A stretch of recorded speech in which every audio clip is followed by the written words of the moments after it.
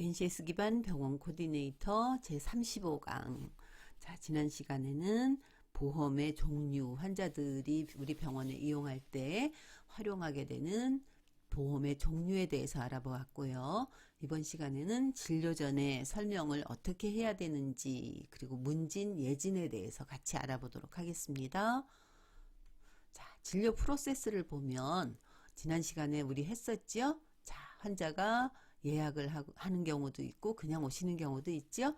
자, 예약한 다음에 접수하고 대기하고 그다음 진료를 받고 수납하고 그다음 주사나 검사를 맞고 귀가를 하는데, 자, 여기에서 수납이 어떤 병원에서는 주사 검사의 다음에 오는 경우도 있다 말씀드렸습니다. 자, 그런데 이제 진료를 하는 이 과정 중에서 접수를 하고 대기를 하는 요 사이에 문진이나 예진, 그리고 진료 내용을 설명하기도 하고요. 혹은 대기하고 있는 환자를 대상으로 해서 문진이나 예진, 그리고 설명을 하기도 하고, 그래서 접수와 대기 사이 혹은 대기와 진료의 사이 요 안에서 설명이 이루어지게 됩니다. 자, 진료 전에 일반적으로 안내할 사항들이 있겠죠? 자, 일반적인 안내 사항으로는 제일 첫 번째는 진료에 대한 문의, 그리고 접수에 대한 안내가 있겠죠. 환자가 오늘 내가 받을 진료에 대해서 문의를 하거나 접수에 대해서 물을 때 안내. 그 다음 두 번째는 진료를 접수하는 방법에서 있어서 절차에 대한 안내가 있을 수 있습니다. 세 번째로는 진료나 검사에 대한 안내가 있고, 그 다음에 진료나 검사를 받는 순서 등을 설명하는 경우가 있겠죠. 그리고 네 번째로는 우리 병원의 시설을 이용하는 방법, 혹은 시설이 어디에 있습니다 라고 하는 기본적인 안내가 있을 수 있습니다. 자, 그래서 여러분이 병원 코디네이터로 근무를 하기 위해서는 우선 일반적인 안내사항들은 반드시 숙지하셔야 됩니다. 우리 병원의 진료과에 따라서 어떤 문의가 많이 들어오는지를 알아서 그것들을 Q&A 형식으로 이렇게 정리를 해서 가지고 있으면 환자에게 안내하기가 좋겠죠. 그리고 진료 접수 절차 같은 것들은 여러분이 반드시 우리 병원에서 담당이 누군지 A 업무, B 업무, C 업무 하는 식으로 여러분이 매뉴얼을 만들어서 셀프 매뉴얼을 가지고 계실 필요가 있습니다.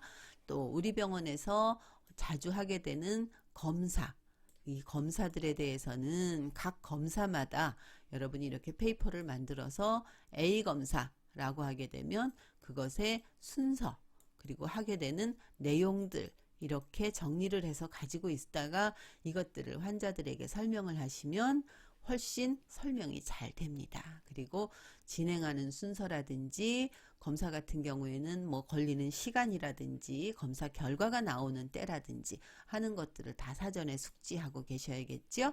그리고 우리 병원 시설을 이용할 때는 환자가 이용하기 쉽게끔 환자의 입장에서 이해하도록 안내를 도와드려야겠습니다. 자, 이제는 수술이 있는 병원에서 수술 전 안내사항 어떻게 하는지 알려드릴게요. 병원마다 보면 수술 환자에 대해서는 이렇게 안내문들을 많이 만들어서 비치하거나 혹은 환자에게 제공을 합니다. 그러니까 지금 알려드리는 것은 보통 대체로 이렇게 한다라고 하는 거죠. 그냥 구두로 안내를 할 때는 수술 후 2주 전부터 수술 후 3주까지는 금연하시는 것이 좋습니다. 그 다음에 뭐 아스피린 등의 약은 출혈을 유발시키기 때문에 삼가해 주세요. 그 다음에 수술하기 전에 기금속은 착용하고 오지 마시고 팬티 스타킹은 피해 주시는 것이 좋습니다.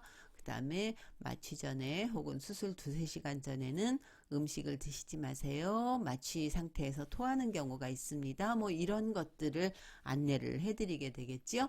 이건 진료과나 그 수술의 내용마다 많이 달라집니다. 자, 병원들이 어떻게 하고 있는지 예를 같이 한번 보도록 하지요.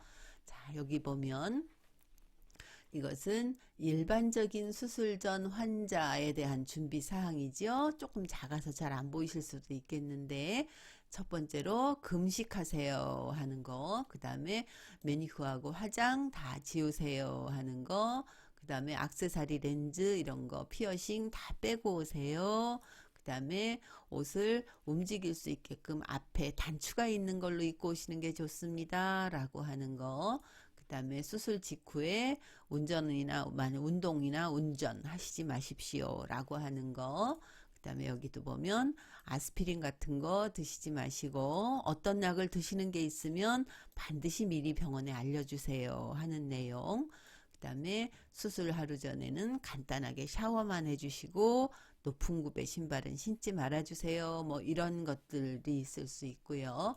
그 다음에 이건 이제 수면 임플란트를 하기 위해서 준비사항을 병원에서 제공하는 거지요. 앞에 것보다 이렇게 그림으로 표현하면 조금 더 환자들이 이해하기가 쉽죠. 그래서 수술하기 6시간 전부터 금식하세요. 반드시 마취가 안 깰 수 있으니까 보호자를 동반해서 오세요. 그 다음에 심혈계 질환이 있는 분들은 반드시 내과 의사와 사전에 상담을 해서 수면 임플란트를 해도 좋은지 확인받고 오세요 하는 내용이죠. 그리고 똑같이 이제 그 내용들을 이렇게 정리를 했습니다. 이렇게 병원마다 수술 환자에 대해서는 안내문들을 이미 가지고 있는 경우가 많아요. 그런데 환자들이 가끔 질문을 해요. 왜 금식해야 돼요? 왜 보호자하고 같이 와야 돼요?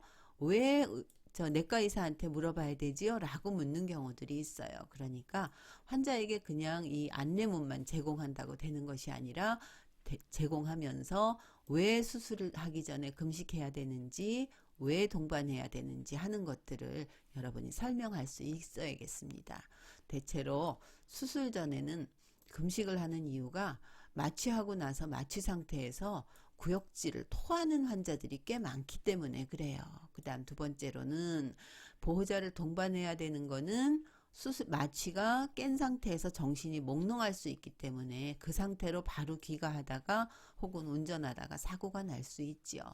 그 다음에 심혈관계 질환 환자들 같은 경우에는 수면 임플란트를 했을 때 그 심장 박동이 불안정해져서 마취에서 깨나지 않는 경우들을 볼 수가 있거든요. 그렇기 때문에 이럴 때는 내과 의사하고 상담해 주세요 라고. 그러니까 환자가 무엇을 물을지를 여러분이 환자의 입장에서 한번 생각을 해보시고 답들을 준비를 하신 다음에 환자한테 안내를 하는 것이 똑똑하고 올바른 코디네이터입니다. 자, 이제는 예진표나 문진표를 작성하는 항목을 볼게요. 예진표나 문진표는 병원마다 가면 다 자기네 병원에 양식이 있습니다. 이건 걱정하지 않으셔도 되고요. 여기에는 주민번호 뭐 이런 것들을 이제 환자가 쓰게 되는데 중요한 것은 여기 2, 3, 4, 5번이죠. 환자의 신체적인 특징, 그 다음에 병력이나 가족력, 그 다음에 생활 습관이나 사회력, 그 다음에 약물 부작용, 그래서 키, 몸무게, 혈압, 뭐 체온 이런 것들이 중요하고요. 그 다음에 이 질병에 대해서 가족들이 그 질병을 앓은 적이 있었는지, 동일한 환자가 있는지, 유전병인지 이런 것들이 중요하고 음주나 흡연 등 이런 것들이 굉장히 중요하죠. 그리고 그 사람의 직업도 예진표나 문진표에 꼭 적어 놓을 필요가 있는 것이 이 대체로 많은 질병들이 생활 습관에서 오는 경우들이 많기 때문에 그래요. 생활 습관병이라고 많이 표현하죠. 그래서 이런 것들을 꼭 기록을 하도록 해야 되겠습니다. 자, 그리고 운동하는지, 그 다음에 지금 현재 뭐가 가장 불편하십니까? 라고 하는 사항들을 꼭 기재를, 문진표나 예진표가 꼼꼼해야 환자에 대해서 정확한 진료가 가능합니다. 자, 진료나 치료 계획을 할 때는 환자 성향과 상황을 고려할 수 있고, 그 다음에 진료나 치료를 할 때 환자 의사를 최대한 반영할 수 있어요. 그래서 문진표 굉장히 중요합니다. 자, 예진표나 문진표를 작성할 때, 그다음 이제 환자한테 예진표를 환자한테 들고 가서 환자의 눈을 보면서 작성할 부분에다 이렇게 체크를 하면서 알려주죠. 자, 한번 해볼게요. 안녕하세요. 접수 마무리됐습니다. 자, 진료 전에 예진표 작성을 하셔야 되는데요. 조금 번거로우시지만 작성 부탁드립니다. 그리고 작성하시다가 잘 모르시면 언제든지 저한테 질문해 주세요. 이렇게 하면서 체크를 하면서 환자에게 작성하라고 안내를 해드립니다. 그런데 이제 환자가 이제 예진표나 문진표를 다 작성을 했어요. 그랬을 때는 이 환자가 작성한 예진표, 문진표를 보면서 아, 네 하고 받는 것이 아니라 작성하시느라고 수고하셨습니다. 고맙습니다. 라고 한 다음에 하면서 받는 거죠. 그리고 이제 이 문진표나 예진표를 쭉 눈으로 확인한 다음에 검사나 진료를 받을 장소로 안내를 해드리면 되겠지요. 그런데 작성이 잘 안 된 환자들이 있을 수 있어요. 작성이 잘 안 된 환자들은 이제 내가 작성을 대신 해줘야 되는 경우가 있죠. 자, 여기 작성이 누락돼 있네요.